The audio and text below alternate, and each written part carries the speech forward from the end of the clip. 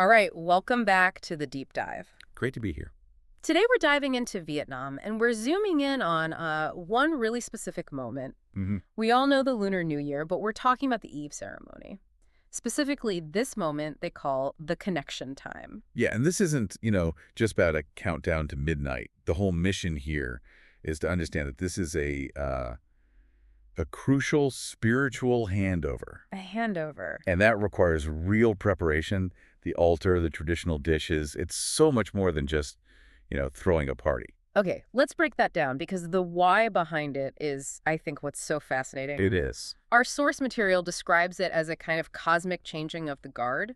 The old gods literally give up work. It's like a shift change at a factory. Exactly, but, on a divine scale. Right. And the stakes are a bit higher. You aren't just clocking someone out. You are formally seeing off the old administration and welcoming the new one. And this all happens at that exact moment of transfer. Precisely. Between the old year and the new. The entire ceremony is built strictly to make that transition smooth. So, okay, if you're trying to impress the new divine management and thank the old ones, you can't just do it anywhere, right? Exactly. You can't just do this in the living room.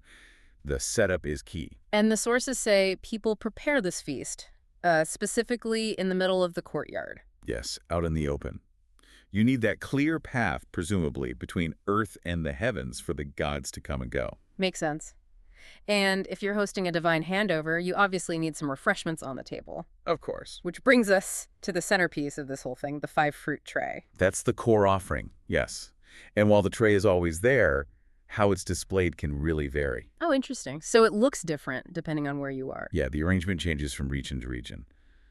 But the function, well, that's always the same. It's part of the official welcoming protocol. Okay, but this is where it takes a turn that I think a lot of us can, relate to with traditions. That 5-fruit tray, its meaning is starting to slip. It really is. We're seeing this very clear shift Yeah. where the tray just, well, it doesn't hold that same spiritual weight that it used to. Wait, hold on. So it went from being this absolutely critical spiritual offering for a divine personnel change to what? Just decoration? That's basically it. It's now used mostly for spring decoration. Wow. It's moved from being a necessary ritual object to an aesthetic one that just kind of signals, hey, it's the new year. That's a huge shift. So we've traveled from this deeply spiritual, outdoor ceremony about the transfer of power between gods Yeah. to a modern situation where its most important symbol is basically becoming home decor.